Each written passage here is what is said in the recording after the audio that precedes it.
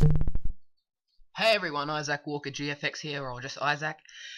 Today I'm going to do something different. I'm going to be making a tutorial on Cinema 4D. I have Cinema 4D R13, but I don't think there's a difference between R12 and R13. Maybe there's just a few little differences. But I'm only on the 32-bit because my 64-bit's not working at the moment. So, alright, let's get started. This tutorial is about making a basic 3D text on Cinema 4D. So this tutorial is based for anyone who has just downloaded it, needs to make the 3D text, and they're like, I don't know how to do this. So I'm going to teach you. First of all, you're going to go to MoGraph. You're going to hold it in while you go down to MoText and let go. It'll come up with this little text. You're going to go down here to text, write in whatever you want. I'm going to write in Isaac, just for now, and then you go to your depth. I just go to my depth straight away, and I'm going to put in 75 just to make it nice and thick. So depth means your thickness of your text. Then you go down to font, and then I've just got the basic fonts at the moment. So just choose whatever font you want. I'm just going to go MECTEC. I use MECTEC quite often.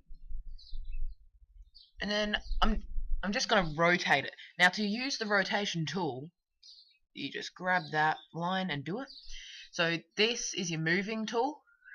That's your size tool, and that's your rotation tool. So they're pretty useful. And then you've got these ones over here which do the exact same thing but with the camera. Not really the camera but the screen. So it moves it around, zooms in or out size, and then rotation. So they're very useful tools. You're going to have to learn how to use them quite good if you're going to make intros and such. Okay, so after that we've got our text on the screen. We've got Isaac written on the screen. Now we're going to go to caps. And to make it just look bolder, we're going to go fillet cap. And that makes that cap around the outside. So we're going to go cap on the back as well, on the back of the text. And then we're going to go to steps. You can have like 4 steps to make it quite round. If we render, looks quite round, but you can still tell that it's not. But I'm going to go 1 just to make it nice and bold and broad kind of.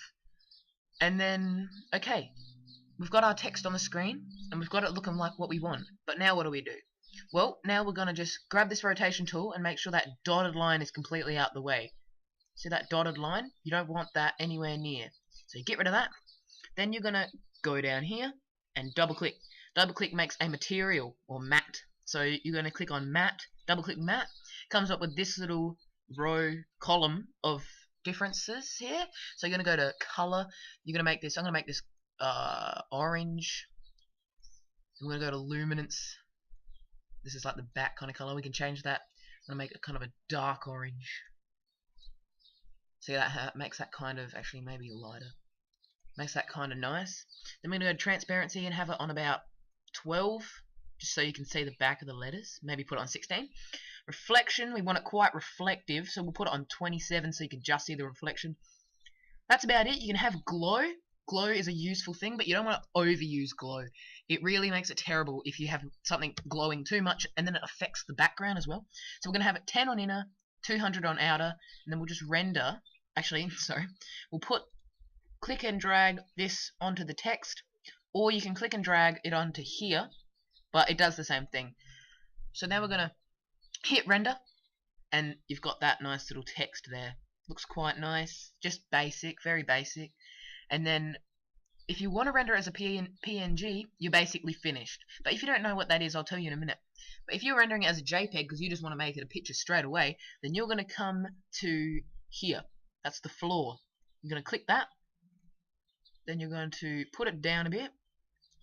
And see how the floor doesn't cover this whole space? It doesn't matter because if that dotted line isn't showing, then it'll go all the way to the back. But if the dotted line is showing, it'll stop at the dotted line.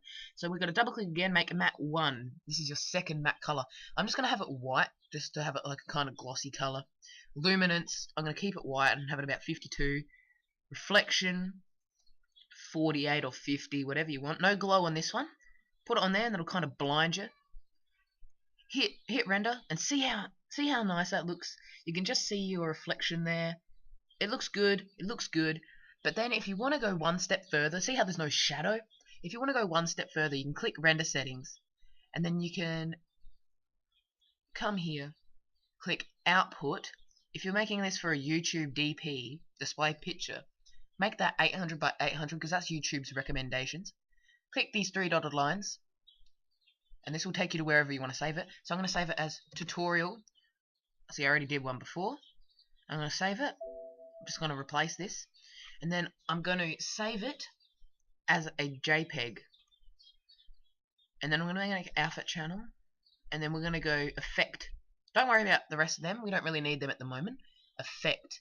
Now we're going to go ambient occlusion. Now ambient occlusion is your shadows. So if you want to make it a 10 centimeter ray, it's going to take a while to render. So I'll just do 5. Depends how good your computer is, really. So we're kind of done with the render settings, and then we're going to hit render. And see how it's going to take longer to do it?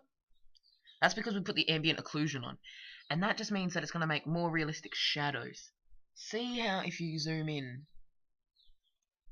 this might take a while because it's zoomed in. See how it has that shadow on the bottom of the text?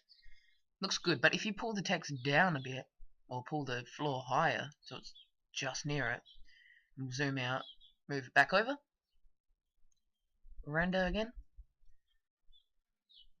See how it's got that shadow? Looks nice, and the closer the text is, the bigger the shadow. That's what ambient occlusion does, and I think it really looks really nice. Alright, that's basically it. We're finished now. Just gonna zoom in. Alright, we're done. That's it. We're completely finished. Everything looks good. We're gonna click text, make sure everything's all good. Yep.